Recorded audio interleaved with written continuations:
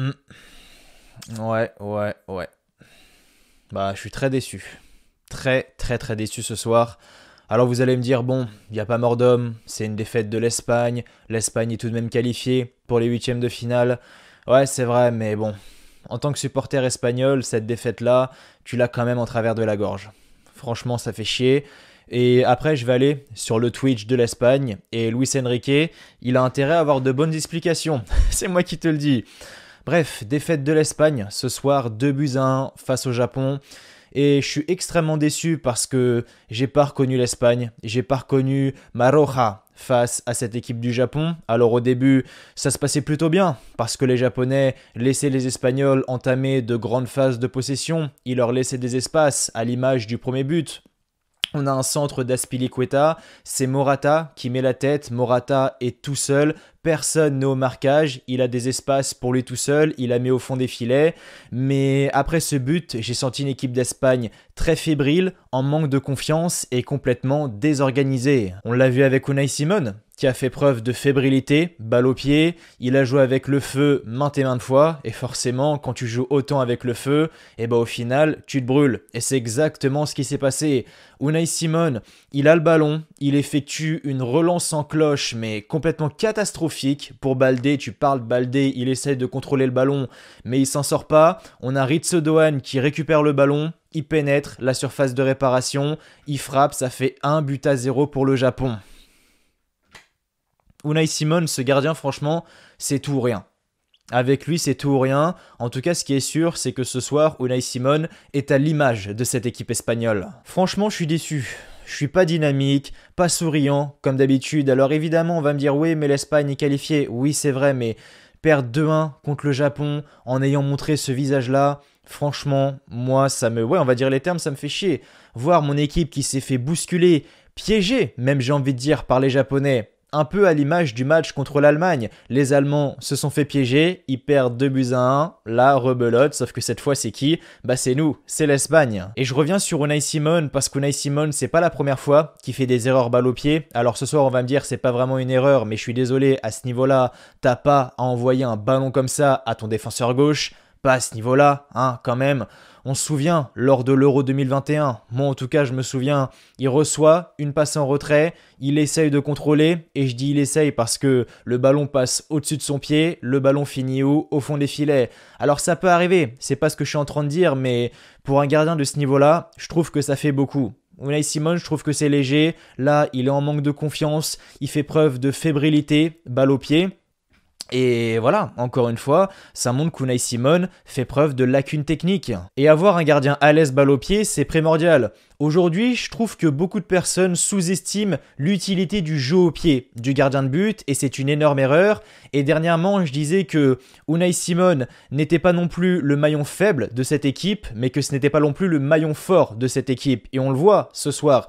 Unai Simon, des fois, il peut te sortir quelques arrêts à droite et à gauche, mais c'est pas celui qui va te sauver un match à lui seul et sauver une nation, voire même une équipe à lui seul, un peu comme Neuer il y a quelques années avec l'Allemagne. On se souvient de ce match face à l'équipe de France en 2014, c'est clairement Neuer qui te sort une énorme prestation, c'est Neuer qui maintient l'Allemagne en vie. Mais tu verras jamais Unai Simon maintenir l'Espagne en vie parce qu'il fait un excellent match et c'est quelque chose qui est vraiment regrettable. Après voilà, c'est pas uniquement la faute d'Unai Simon, hein, c'est pas ce que je suis en train de dire, très loin de là. Il faut féliciter le Japon. Très beau match de leur part, match solide.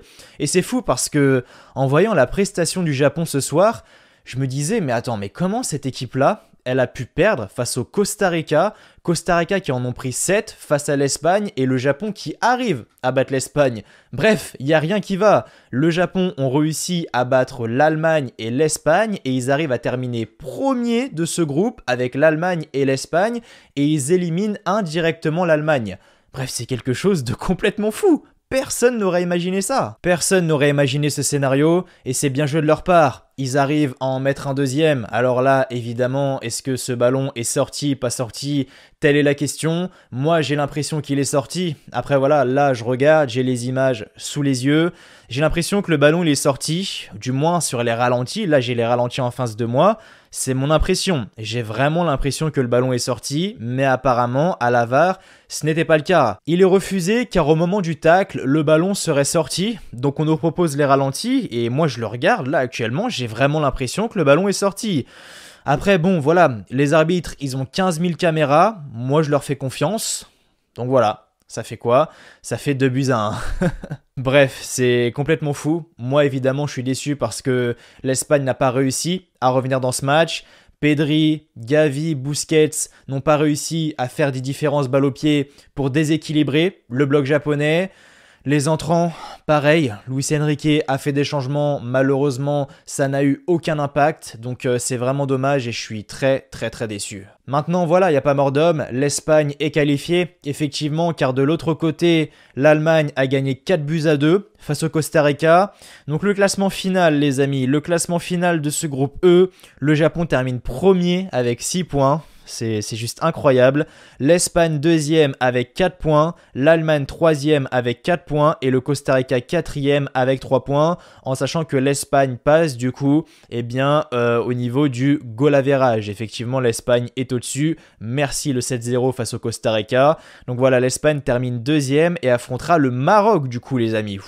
Gros match. Bon là je suis désolé mes amis marocains, malheureusement je vais supporter l'Espagne. C'est totalement logique. En tout cas, voilà, un petit Espagne-Maroc et un petit Japon-Croatie. Ouais, c'est des petites affiches sympas. Bon, je vous avoue, Espagne-Maroc, ça me fait quand même un peu plus rêver que Japon-Croatie. Mais voilà, franchement sympa. Ce groupe E, il y a pas mal de surprises. Là, franchement, quand je regarde tous les groupes, les éliminer, c'est quand même assez fou, les amis.